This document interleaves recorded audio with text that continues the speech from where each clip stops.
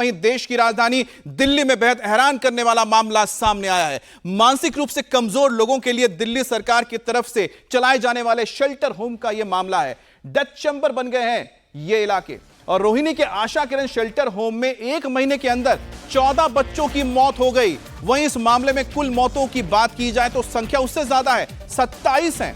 वहीं इतना ही मौत रुकता नहीं है यहां पर। एक के बाद एक दिल्ली सरकार की लेकर जो तमाम बातें सामने आ रही हैं, उससे तो यह लगता है क्या दिल्ली सरकार सो रही थी? क्या दिल्ली सरकार की नींद खुली नहीं है? सरकार ने इस मामले में मजिस्ट्रियल जांच के आदेश तो दिए हैं, लेकिन सवाल उठता है कि अब तक क्यों चुप बैठी थी सरकार? दिल्ली के उपराज्यपाल वीके सक्सेना ने भी मुख्य सचिव से पूरे मामले पर रिपोर्ट मांगी है। राष्ट्रीय बाल अधिकार संरक्षण आयोग ने भी इस मामले में संज्ञान लेते हुए सरकार को नोटिस जारी कर दिया है। अब 1 महीने में 14 बच्चों की मौत के बाद एनसीडब्ल्यू की टीम शेल्टर होम पहुंची है। दौरा करके चौंकाने वाली रिपोर्ट सामने लेकर आई है। एनसीडब्ल्यू का तो कहना है कि यहां डायरिया से भी मौतें हुई हैं। शेल्टर होम में खाना दिया जाता है, किचन में साफ पानी का इंतजाम नहीं है। जहां 250 लोगों के रहने की जगह है, लेकिन रह कितने लोग रहे हैं? करीब 495 लोग। अब पिछले कुछ सालों में यहां सैकड़ों लोगों की मौत हो चुकी है। हैरान करने वाली बात यह है कि जिस दिल्ली को वर्ल्ड क्लास सिटी के रूप में जाना जाता है या पहचाना जाता है, वहां कहीं ना कहीं पूरा इंफ्रास्ट्रक्चर ही चरमरा चुका है, खोखला हो चुका है। यही वजह है कि यहां बने हुए शेल्टर होम किसी हॉरर होम से अब कम नहीं लगते हैं।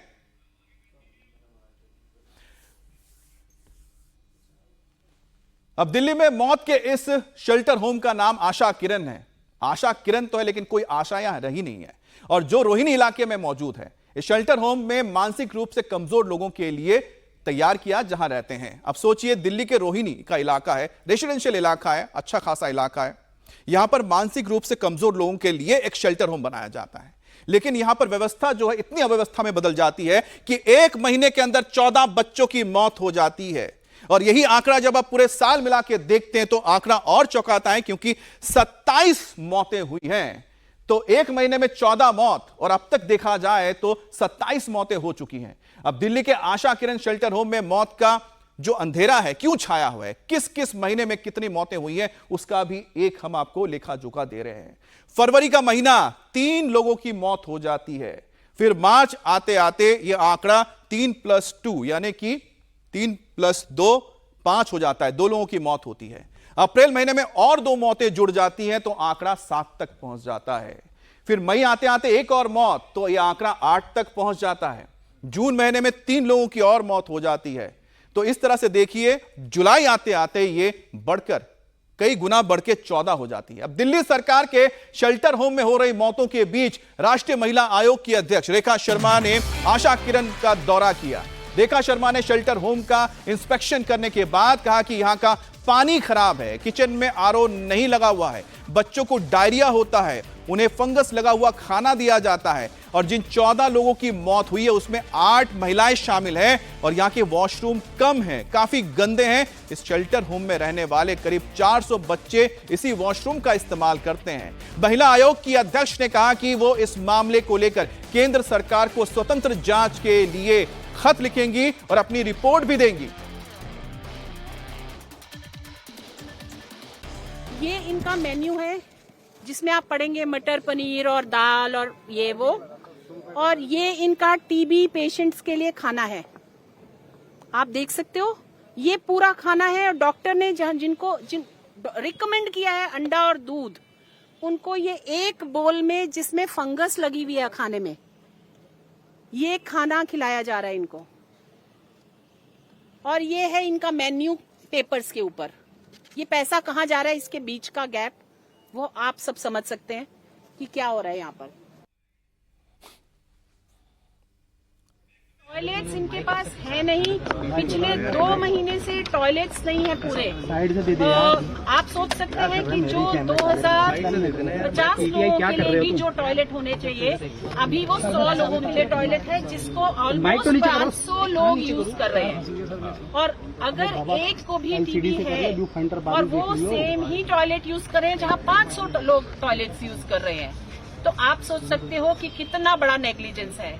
सोशल वेलफेयर का कोई भी अभी तक मिनिस्टर नहीं है, पिछले 2-3 महीने से ये कह रहे हैं।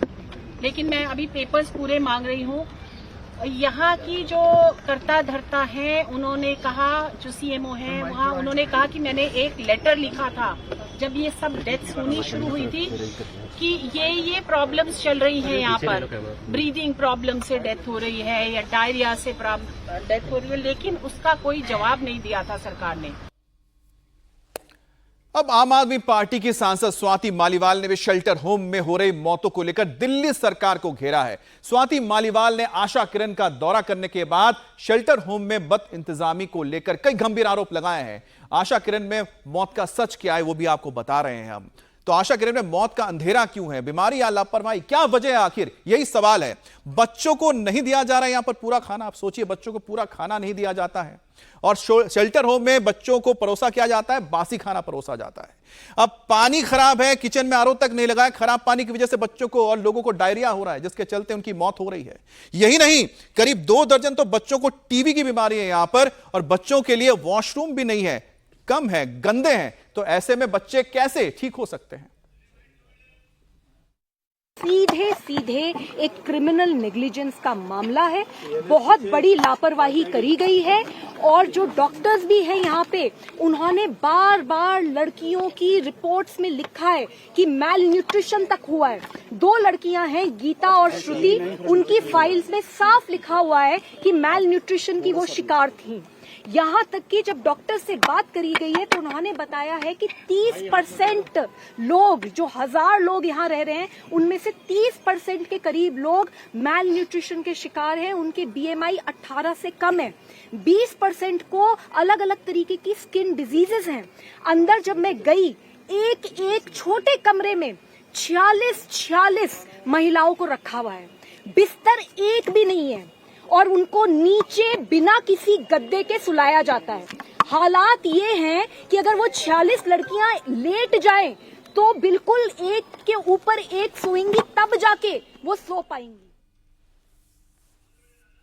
अब शेल्टर होम में मौत का मामला तूल पकड़ता जा रहा है। बीजेपी, आम आदमी पार्टी एक दूसरे पर हमलावर है। दरअसल दिल्ली सरकार ने क्या कहा कि हम मजिस्ट्रियल जांच कराएंगे और रिपोर्ट आने के बाद कार्रवाई करेंगे, और एलजी ने कहा है कि मुख्य सचिव को जांच के आदेश दिए हैं, 1 हफ्ते के अंदर रिपोर्ट आ जाएगी। लेकिन बड़ा सवाल तो यही है कि जब यह मामला आया सामने, उससे पहले क्यों कदम नहीं उठाए गए? क्योंकि जो मौतें हो रही थी वो आज से नहीं हो रही हैं, वो तो फरवरी से शुरू हो चुकी थी। इनमें से कोई भी डेथ अवॉइडेबल रीजन से हुई है, कोई भी डेथ नेग्लिजेंस के कारण से हुई है, कोई भी डेथ अगर किसी मेडिकल कारण जो अवॉइडेबल थे उनके कारण से हुई है, तो किसी भी अफसर को बख्शा नहीं जाएगा। उनके ऊपर सरकारी कार्रवाई के अलावा सरकार खुद police inquiry, police proceedings initiate करेगी। हम पोस्टमार्टम की रिपोर्ट्स अभी अवेट कर रहे हैं और 24 घंटे के अंदर अंदर मैजिस्ट्रियल इंक्वायरी की प्रिलिमिनरी रिपोर्ट आएगी। उसके आधार पर आगे की कार्रवाई करी जाएगी। अब ऐसा नहीं है कि आशा किरण सेंटर में पहली बार मौतें हुई हैं। पिछले 13 साल में, यानी कि साल 2011 से 17 के बीच में 196 मौत हो चुकी है। एक आपको दिखा रहे हैं ग्राफ, दिल्ली सरकार कुल मौतें कितनी हुई है आशा किरण इस शेल्टर होम में। 2011 से 17, 2008 से 2009 के बीच, नवंबर से दिसंबर के बीच मौतें हुई है 16। 9 से लेकर 2010 तक 23 मौतें हुई है। 12 से 13 का आंकड़ा देखेंगे तो 9 हुई है। 13 और 14 साल देखते हैं, 13 और 14 के बीच में, तो अक्टूबर और नवंबर में 13 मौतें हुई हैं। उसी तरह से 2014 से 2015 के बीच में अप्रैल मई में 11 लोगों की जान चली जाती है और 2015 और 16 में नवंबर दिसंबर तक ये मौत 13 तक पहुंच जाती है। उसी तरह से 2017-18 देखा जाए तो नवंबर दिसंबर के बीच करीब 7 मौतें हो जाती हैं। तो आप देखिए, ये आंकड़ा डराता भी है और साथ ही साथ दुख भी पहुंचाता है कि आखिरकार जो टैक्स का पैसा लोग भरते हैं, आखिरकार यहां किस लिए तो होता है, जाता क्यों नहीं है? बीजेपी का कहना है कि शेल्टर होम में दिल्ली सरकार की लापरवाही की वजह से ये मौतें हो रही हैं। जो सूचनाएं मिल रही हैं उसमें पता चलता है कि बच्चों को ठीक से खाना नहीं दिया जा रहा है, बीमार पड़ जाते हैं तो इलाज नहीं दिया जाता, और ये है आम आदमी पार्टी की गवर्नमेंट का एक और एग्जाम्पल। अब तो हमको कुछ बोलने में भी कई बार सोचना पड़ता है। दिल्ली की जनता सोचेगी कि हम पॉलिटिकल बोल रहे हैं, लेकिन सोचिए इस तरह से लगातार बच्चों का मौत के मुंह में जाना, प्रदूषित पानी पीने से कैंसर होना, आम आदमी पार्टी की सरकार को क्या नैतिक अधिकार है अपने पद पे रहने का? एक व्यक्ति जेल में जाने के बाद भी इस्तीफा नहीं देते हैं और इस तरह के रोज समाचार हमारे हृदय को छेद कर रहे हैं। आम आदमी पार्टी की सरकार पिछले 10 वर्ष से है, 1100 से अधिक बच्चे वहां पर रहते हैं, स्थान पर्याप्त नहीं है, लगभग 450-500 बच्चों का स्थान है वहां पर और एक डोरमेट्री के अंदर 30 से 35 बच्चों को ऐसी सफोकेशन हो रही है, भीषण गर्मी है और वेंटिलेशन का इंतजाम नहीं है। दिल्ली सरकार को शर्म आनी चाहिए, ऐसे बच्चे जो कि भगवान जिनके लिए कहता है कि आपको अलग से मेहनत करनी है, उनके साथ ऐसा व्यवहार कर रही है और दिल्ली की सरकार को इसके ऊपर तुरंत संज्ञान लेना चाहिए और उनको पूरी सुविधा देनी चाहिए। और दिल्ली में आज फिर गरजने वाला है बुलडोजर, क्योंकि सिविल लाइन इलाके के खैबर पास में बसे करीब 300 परिवार पर खतरा मंडरा रहा है बेघर होने का। थोड़ी देर में खैबर पास इलाके में बुलडोजर एक्शन शुरू हो सकता है। लैंड एंड डेवलपमेंट अपनी जो एक विभाग है 32 एकड़ जमीन खाली कराने की तैयारी कर रही है। अब कल ही शाम को LNDO ने करीब 24 घंटे में लोगों को घर खाली करने का आदेश दिया था। अब इसकी मियाद खत्म हो चुकी है। जिस इलाके में बुलडोजर चल रहा है वहां 200 से 300 घर बने हुए हैं। इन घरों में 1000 से ज्यादा लोग रहते हैं। डेमोलिशन की कार्रवाई के ऐलान से स्थानीय लोगों में डर है और गुस्से का माहौल भी है। अब स्थानीय लोगों ने राहत के लिए कोर्ट का दरवाजा खटखटाया, लेकिन उन्हें कोर्ट से राहत अब नहीं मिली है। अब यहां भी बुलडोजर से लोग घर गिराने की शुरुआत हो रही है, तो ऐसे में लोगों के लिए बड़ी परेशानी है। जहां पर सालों साल वो रहते आए हैं, अब वो आशियाना रहेगा नहीं। तो सवाल तो यही उठता है कि इतने सालों तक इनको रहने दिया तो अचानक क्यों नींद खुली और इतने लोगों का आशियाना अब जमींदोज होने जा रहा है। दिल्ली में जहां आज बुलडोजर एक्शन होने वाला है वो एरिया करीब 32 एकड़ में फैला हुआ है। यहां 200 से 300 परिवार रहते हैं। और अब देखिए जगह क्या है, सिविल लाइन का है। आप जानते हैं काफी पॉश इलाका है ये। कितना जमीन यहां पर घेरा हुआ है, करीब 32 एकड़ जमीन है जहां पर मकान बने हुए 200 से 300 मकान हैं। और साथ ही यहां पर जो परिवार रहते हैं करीब 700 से ज्यादा, यानी करीब 2000 करोड़ कीमत है इस जमीन की और 1000 की आबादी है। मालिक इसका कौन है? LNDO यहां का इसका मालिक है। और यहां जो लोग रह रहे हैं वो बता रहे हैं कि जो यहां रह रहे हैं करीब 50 साल से ज्यादा, 50 से 70 साल के बीच रह रहे हैं और प्री इंडिपेंडेंस के वक्त से यहां पर रह रहे हैं। अब दिल्ली के खैबर पास में आज होने वाले बुलडोजर एक्शन से पहले क्या हुआ वो भी समझिए। 1 मार्च को LNDO ने लोगों को जमीन खाली करने के लिए नोटिस भेजा था। तो 1 मार्च 2024 को LNDO ने इन्हें जमीन खाली करने के लिए नोटिस दे दिया। 3 मार्च 2024 को नोटिस के खिलाफ लोगों ने हाईकोर्ट में याचिका दाखिल की। 9 जुलाई 2024 को हाईकोर्ट से इन्हें कोई राहत नहीं मिली और जमीन खाली करने का आदेश आ गया। 13 जुलाई 2024 को 15 एकड़ जमीन खाली करा ली गई है। अब जो बाकी जमीन पड़ी हुई है उसे खाली कराया जा रहा है, जहां पर करीब 200 से 300 मकान हैं।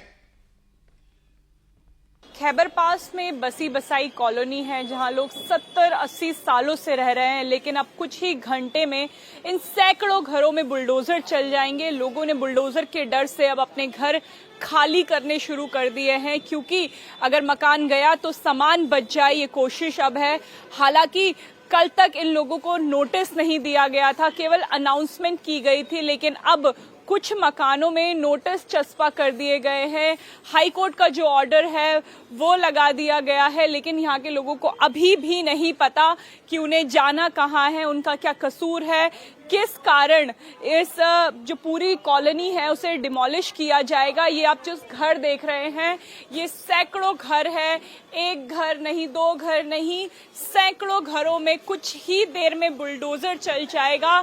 कल तक नोटिस नहीं लगाए गए थे, लेकिन अब कुछ घरों में ये नोटिस चस्पा कर दिए गए हैं। यहाँ पे चर्च है, हॉस्पिटल है, कई सालों से कई सैकड़ों हजारों परिवार यहाँ पे रह रहे हैं।